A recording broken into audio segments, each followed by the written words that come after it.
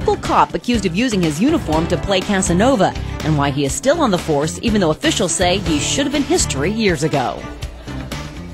A Medical Lake police officer suspected of sexual misconduct was asked to stay away from that city's schools after teachers complained about his behavior. Accusations of Sergeant Joe Marin's long history of using his uniform to enhance his love life is detailed in a 50-page sheriff's report obtained exclusively by KXLY4.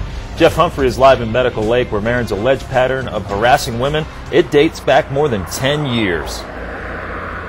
Well, officials here in Medical Lake wanted to fire Sergeant Joe Marin several years ago, but they were afraid that they would lose a wrongful termination lawsuit. Both the former mayor as well as the police chief here in Medical Lake think that Marin should not be allowed to be a police officer.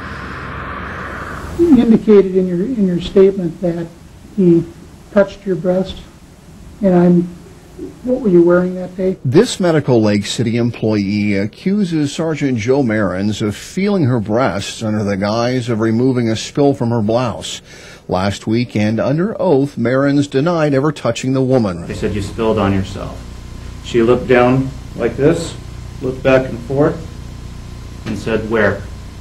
I walked up and I pointed from a short distance away, and said, "Right here." Sheriff's detectives believe Marins did touch the woman after a 3-month investigation that turned up a long pattern of Marins' sexually motivated behaviors. In 1999, Marins was disciplined for pushing a female firefighter up against a wall and trying to kiss her. Marins was suspended for 2 weeks after touching a clerk's chest at this convenience store.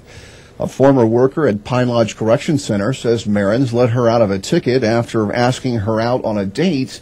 Another Pine Lodge employee says Marins came to her home on a domestic call and subsequently dated her as well.